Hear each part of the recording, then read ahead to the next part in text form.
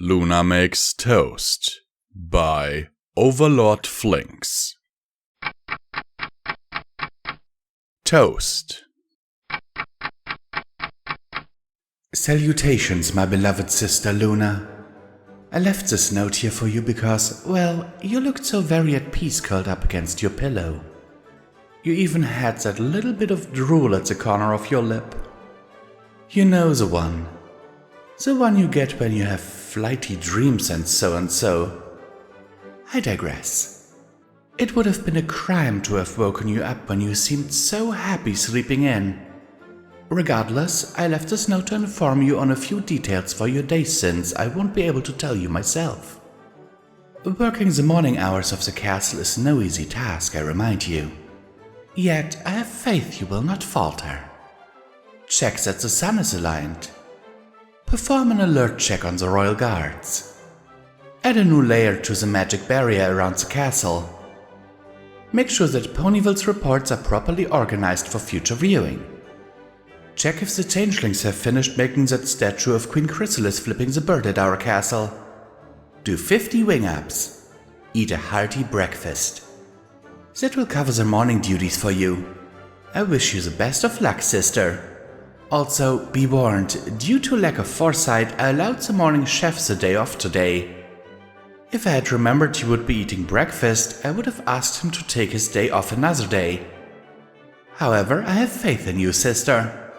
That is why I've put a sandwich in the fridge for you. Just take it out and eat that. Love, Celestia. Celestia. How little faith did she have? Written on her very stationery in her personal ink, and with her informal voicing she had indirectly as well as directly insulted her only sister. Luna, Princess of the Night and ruler of all that was dark, had been slapped upon the cheek from her elder sister. Just take it out and eat that? She should have just wrote, I know you can't cook worth a buck, so I made you something so simple, even you can't mess it up. Such little faith. But she would show her sister that she was not to be underestimated. Luna stormed down the halls of Canterlot Castle, purpose echoing along with each clap of her naked hoofs against the dull carpet flooring. Guard after guard she passed shot a proud salute with their hoof to head or wing to snout as need be. Aside from an informal nod from Luna herself, she gave little acknowledgement to the actions offered to her. She had a mission, a quest, one that was awaiting her at the end of the hall, through the double doors. The kitchen doors flew open with Luna's magic, keeping them agape for her arrival. Heads would have turned and mouth would have let out gasps at the mere sight of such a rarity. However, not a soul was even there, which, admittedly, Luna felt a bit let down by. Yes. My entrance need not have spectators anyway, she grumbled to herself with a root of embarrassment brought to her. Nay, have I even ventured out from my dwelling to cast looms of powers upon subjects in honesty. Truth, I have ventured into the bowels of the culinary fortress on a greater errand. Luna took a soft few steps to the side of the kitchen counter, locating there a supply of bread. To prove mine own sister a fool! Her eyes set upon the soft, perfectly sliced loaves of bread resting upon the firm surface of the cutting board. Not a single slice was cut too wide or uneven. Each perfectly made and allowed to fall gingerly over the other as the source of the loaves remained bouncy and giving at the base of the collection. Luna studied these slices carefully, being ever so sure to not have any take her by surprise. This was her realm now, and these layers of baked wheat chunks would bow to her will. Hold! In what manner did that limerick Lord Pipsqueak bestowed upon me go again? Luna mused a thought to herself, trying to recall the lesson Pipsqueak had taught her. When you got a hankering to be fat, all you need is a sweet slice of bread. With this recipe you can always boast, because with it you can make some toast. Just remember the recipe I said. Dastard! There was no recipe in that poem! Luna cursed to the high heavens. I I shall need to improvise.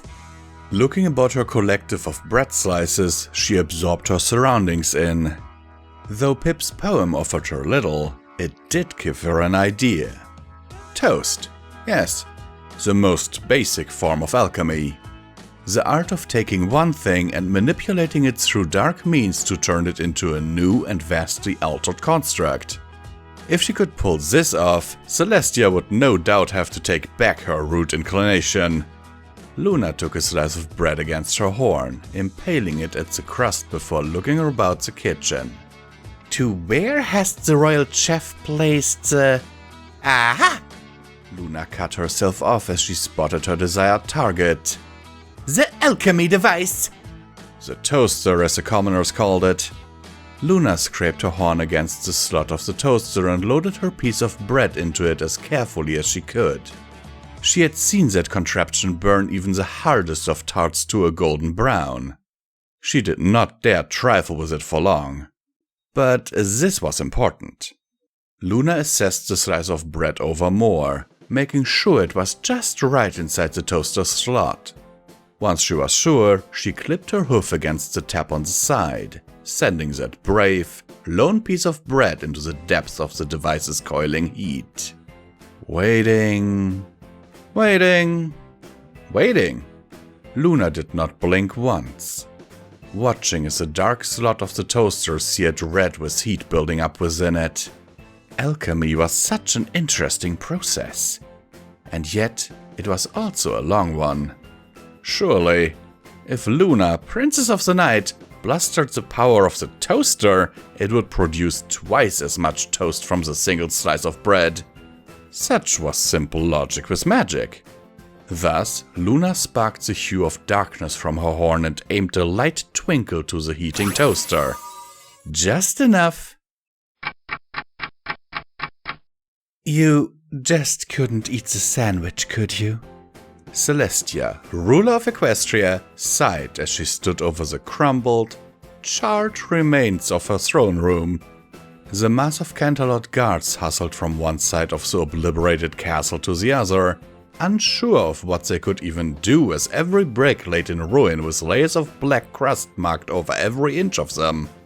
The only body other than Celestia that was not overlooking the damage was Princess Luna as she stood beside her sister, munching on the fruits of her victory. And thou said I could nae make breakfast on my own. Luna scoffed in victory, enjoying the taste of a flaky piece of toast against her mouth.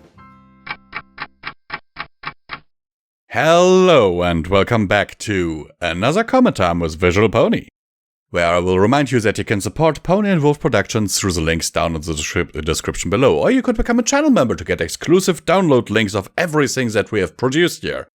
Every dollar helps is needed and very much appreciated, and by the way, there's also a link to a merch store down there. Okay, let me just tell you, really, seriously, every dollar is needed and very much appreciated because, you know, money is tight. I know it's like that for everyone, but it would be really cool if, you know, you at least considered it, or if you have not already, at least that this would be the day where we earn your subscription.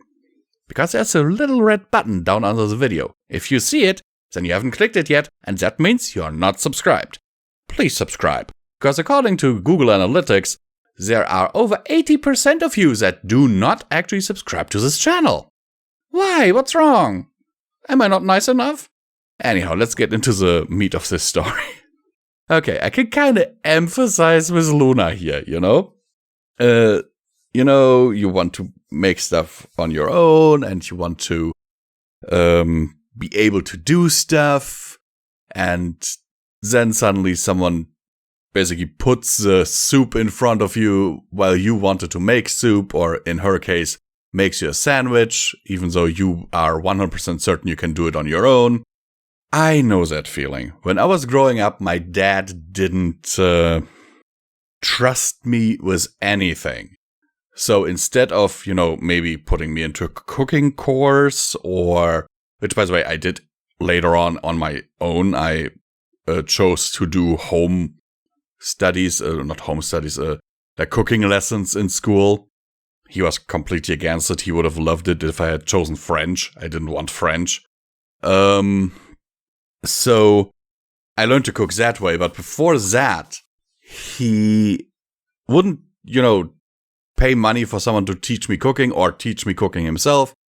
No, instead he would literally stock all the cupboards with ready meals, microwave meals, and cans and all that stuff. And by the way, nowadays he complains if I go ahead and buy myself a can of soup or some ready meals, because sometimes, right now I'm still living alone and it doesn't make sense. So eventually I did actually go ahead and try to cook, because those ready meals were okay, they were tasty for the most part. But, you want to be able to do stuff yourself. And I can kinda understand Luna's disposition here, because you cannot imagine how happy I was the first time I produced something edible.